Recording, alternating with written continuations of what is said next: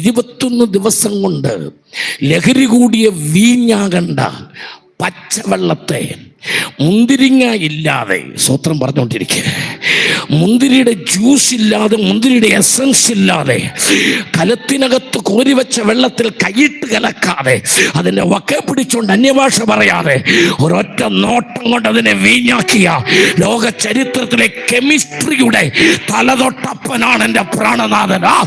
ഇന്ന് രാത്രികാലം അല്ലെങ്കിൽ 21 ദിവസം കൊണ്ട് ഫെർമെന്റേഷൻ നടക്കണ്ട.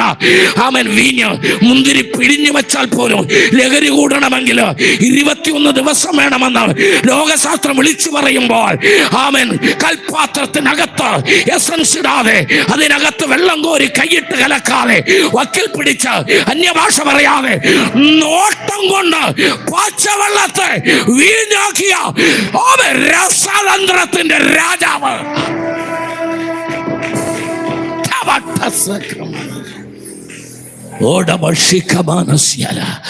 സന്തോഷത്തോടെ ദൈവത്തെ സ്തുതിച്ചാട്ടെ, കൃപയിൽ നിറഞ്ഞ ദൈവത്തെ സ്തുതിച്ചാട്ടെ.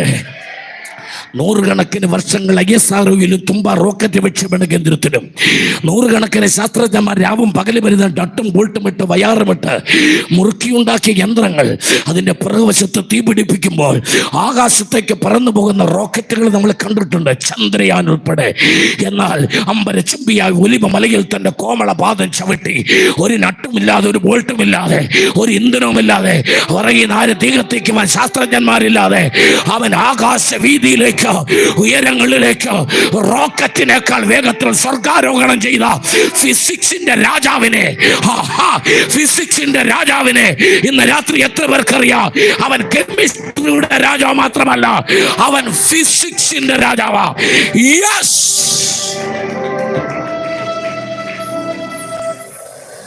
ഭൂഗുരുത്വാകർഷണ നിയമം പഠിപ്പിച്ച ഐൻസ്റ്റീൻ ലോക ചരിത്രത്തെ മുഴുവൻ കീഴ്മേൽ മറിച്ചത് 3 ആപ്പിളാ.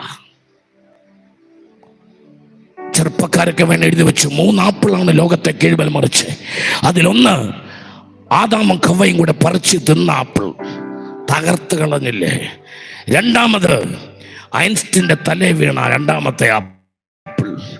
3 മൊബൈൽ കമ്പനിക്കാരനുണ്ടാക്കിയ ഇപ്പോഴത്തെ ആപ്പിൾ. ഈ 3 ആപ്പിളും കൂടി ഈ ലോകം തകർത്ത് കളഞ്ഞു. കൃപയുള്ളവർ ദൈവത്തെ സ്തുതിച്ചു തുടങ്ങിയാട്ടെ. എന്നാൽ ഇന്ന് രാത്രി ഭൂഗുരുത്വാകർഷണങ്ങൾ മുഴുവൻ പഠിപ്പിക്കുന്നത്, എല്ലാവരും എന്നെ ഒന്ന് ശ്രദ്ധിച്ചോണേ, ഈ തുവാല മുകളിലോട്ടിട്ടാൽ ഇത് താഴോട്ട് വീഴും. ആമേൻ. ഇതിൻ്റെ പേരാണ് ഗ്രാവിറ്റേഷൻ തിയറി. ആമേൻ. എന്നാൽ കർത്താവ് അത് തിയറിയുടെ ഒരു വ്യത്യസ്തമായ മേഖലയെ പഠിപ്പിച്ചു. ഇവിടെ കയറി വരിക എന്ന് പറയുമ്പോൾ കോടിക്കണക്കിന് വിശുദ്ധന്മാർ മുകളിൽ നിന്ന് താഴോട്ടല്ല, താഴെ നിന്ന് മുകളിലോട്ട് പോകുന്ന ഒരു ഫിസിക്സിന്റെ ഒരു അത്ഭുത ശാസ്ത്രം ലോകത്തെ മുഴുവൻ കർത്താവ് വെളിപ്പെടുത്താൻ പോകുകയാൽ സ്തോത്രം പറഞ്ഞ ദൈവത്തെ സ്തുതിച്ചാട്ടെ. സന്തോഷത്തോടെ കൃപയിൽ നിറഞ്ഞ ദൈവത്തെ സ്തുതിച്ചാട്ടെ. ദൈവത്തെ നന്ദിയോടെ സ്തുതിച്ചാട്ടെ. സ്തോത്രം. അപ്പോൾ അവൻ കെമിസ്ട്രിയുടെ രാജാവാണ്. 2, അവൻ ഫിസിക്സിന്റെ രാജാവാ. യേശു ആരാന്ന് ചോദിച്ചാൽ ഞാൻ പറയും, അവൻ ബയോളജിയുടെ രാജാവാ.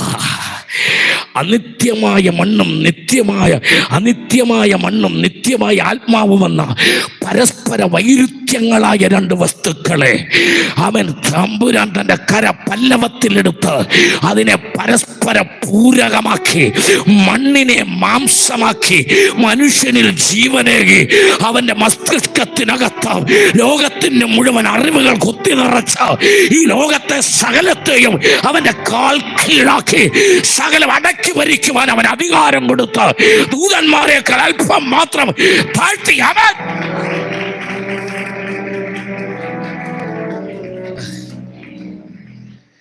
ബയോളജി എന്ന് പറഞ്ഞാൽ ജീവശാസ്ത്രമെന്ന. യേശു ബയോളജിയുടെ രാജാവെന്ന് പറയാൻ കാരണം, ഇവിടുത്തെ ആശാരിമാർ ഏത് കട്ടിൽ പണിതാലും ഇച്ചിരി ചിന്തേരിൻ്റെ പൊടിയും കത്തിക്കാൻ 2-3 കഷ്ണം വിറകും ബാലൻസ് വരുമോ ഇല്ലയോ? ഇവിടുത്തെ ഏത് മേശരി വീട് പണിതാലും കുറച്ച് ഇഷ്ടികയും കുറച്ച് സിമെൻറ്റും ഇച്ചിരി എംസാൻറ്റും മിച്ചം വരും. തമ്പുരാൻ ലോകം മുഴുവൻ സൃഷ്ടിച്ചു, ഒന്നും മിച്ചം വന്നില്ല. അതാ ബയോളജി എന്ന് പറയുന്നത്. വരവ് കാ ഇത്ര കാ, ചെലവ് കാ ഇത്ര കാ, മിച്ചം കാ ഇല്ല കാ. കറക്റ്റ് കണക്ക്. സ്വത്രം പറഞ്ഞോട്ടെ. അവിടം കൊണ്ടും തീർന്നില്ല. ആമേൻ, ഹല്ലേലൂയ. നിന്റെ മൂക്ക് താഴോട്ടും അതിൻ്റെ ദ്വാരം മുകളിലോട്ടും വെച്ചതുകൊണ്ട് നീ രക്ഷപ്പെട്ടു. മഴവെള്ളം മൂക്കിൽ വീഴാതെ. തിരിച്ചെങ്ങാണമായിരുന്നെങ്കിൽ, ഓ ആമേൻ, ഹല്ലേലൂയ, നിന്റെ കണ്ണിൻ്റെ പുരികത്തിൽ ഈ മുടി ഇങ്ങനെ വെച്ചത് നിന്റെ തലയിൽ നിന്ന് ഒഴുകി വരുന്ന വിയർപ്പ് നിന്റെ വീണ് നിന്റെ കൃഷ്ണമണിക്ക് കേടുവരാതിരിക്കാൻ ജനലിന്റെ മുകളിൽ സൺഷെയ്ഡ് വാർക്കുന്ന പോലെ തമ്പുരാൻ നിന്റെ കണ്ണിന് ഒരു ഷെയ്ഡ് വാർത്തിരിക്കുക. അത് സമയം കിട്ടുമ്പോൾ പ്ലക്ക് ചെയ്ത് കളയരുത്. കൃപയുള്ളവർ പ്രാർത്ഥിച്ചുകൊണ്ടിരിക്കുക. അവൻ നിന്റെ കണ്ണിനകത്ത് ഈച്ച വീഴാതിരിക്കാൻ കാറിന്റെ വാട്ടർ വൈപ്പർ പോലെ അതിൽ പീലി വെച്ച് വരുന്ന ഈച്ചകളെ പ്രാണികളെ തട്ടിത്തെറിപ്പിക്കാൻ നിന്റെ കണ്ണിന് ഇത്ര ഭംഗിയായി ആവരണം ചെയ്ത ഒരു ബയോളജിയുടെ രാജാവ്. ഈ കർത്താവിൻ്റെ ബയോളജി ഭയങ്കരമാണ്. കെമിസ്ട്രി, ഫിസിക്സ്, ബയോളജി ഭയങ്കര. മുടി വളരും. ഇതിൻ്റെ പേര് ഹെയർ എന്നാണ്. ഹെയർ ഇത് വെട്ടിയില്ലെങ്കിൽ വളരും. അതുകൊണ്ടാണ് സഹോദരിമാർ മുടി പിന്നിട്ടേക്കുന്നത്. വളരുന്നുണ്ട്. എന്നാൽ നിന്റെ പുരികത്തും മുടിയാണ്, നിന്റെ പീലിയും മുടിയാ. തലമുടി വളരുന്ന പോലെ നിന്റെ പുരികം വളർന്നാൽ, തലമുടി വളരുന്ന പോലെ നിന്റെ കണ്ണിൻ്റെ പീലി വളർന്നാൽ, നീ ഒന്ന് ആലോചിച്ച് നോക്കിയേ. പുരികം പിന്നി വെച്ച് സ്ലൈഡ് കുത്തിക്കൊണ്ടിരിക്കുന്ന രംഗം ഒന്ന് ആലോചിച്ച്. ഇതൊക്കെ എന്നെയൊക്കെ കാണണമെങ്കിൽ ഇങ്ങനെ പുരികം പൊക്കി പിടിച്ചുകൊണ്ട് വേണം കാണാൻ. അല്ലെ റിബൺ വെച്ച് കെട്ടി സൈഡിൽ കൂടെ ഇട്ട് വട്ടം കെട്ടേണ്ടി വരും. സ്തോത്രം. എന്നാൽ കണ്ണിൻ്റെ പുരികത്തിൽ കർത്താവ് ഈ മുടിയെടുത്ത് ഇങ്ങനെ വെക്കുമ്പോൾ ആ പുരികത്തോട് ഇങ്ങനെ പറഞ്ഞു, ക്രമത്തിലധികം വളരരുത്.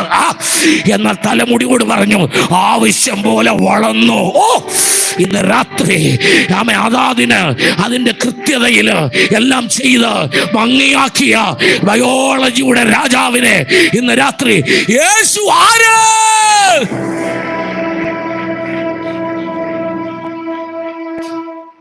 തീർന്നില്ല. അവൻ മാത്തമാറ്റിക്സിന്റെ രാജാവാ. മാത്തമാറ്റിക്സിന്റെ രാജാവാ. സ്തോത്രം. ഹല്ലേലൂയ. അതിന്ന് രാത്രി ഒത്തിരി പറയാനുണ്ട്. എല്ലാം പറയാൻ സമയമില്ല. 3 ദിവസത്തെ സുവിശേഷ യോഗത്തിന് വിട്ടപ്പോൾ അമ്മ മകൻ്റെ കയ്യിൽ 5 അപ്പം പൊതിഞ്ഞു കൊടുത്തു. അമ്മ കറക്റ്റ്? ജാക്സൺ പാസ്റ്ററിനേക്കാൾ ഒത്തിരി പ്രായക്കുറവാ. എൻ്റെ മകൻ്റെ പ്രായമൊക്കെ കാണും.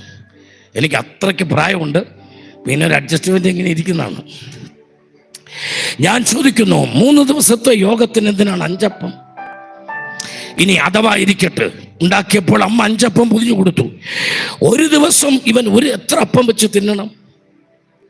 2 വെച്ച് തിന്നാൽ, 1.5 വെച്ച് തിന്നാൽ അരയപ്പം മിച്ചവാ പാസ്റ്ററെ. 1 വെച്ച് തിന്നാൽ 2 മിച്ചവാ. 2 വെച്ച് തിന്നണമെങ്കിൽ 6 വേണം. എങ്ങനെ കൂട്ടിയാലും കണക്ക് കറക്റ്റ് അല്ല.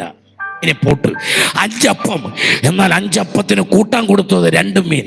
അങ്ങനെയാണ് 1 അപ്പത്തിന് എത്ര മീൻ വെച്ച് കൂട്ടണം? 1 വെച്ച് കൂട്ടിയാൽ 5 മീൻ വേണം.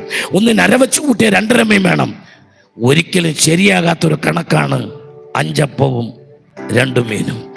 എന്നാൽ മാത്തമാറ്റിക്സിന്റെ രാജാവിന്റെ കയ്യിലോട്ട് ഈ 5 അപ്പവും 2 മീനും കൊടുത്തപ്പോൾ കൂട്ടിയാലും മനസ്സിലാകാത്ത കണക്ക് ഒരൊറ്റ സെക്കൻഡ് കൊണ്ട് കൂട്ടി 5000 പുരുഷന്മാർ, 5000 സ്ത്രീകള്, ആവശ്യം പോലെ കുട്ടികള് എല്ലാവരും കഴിച്ച് 12 കൂടെ മിച്ചം.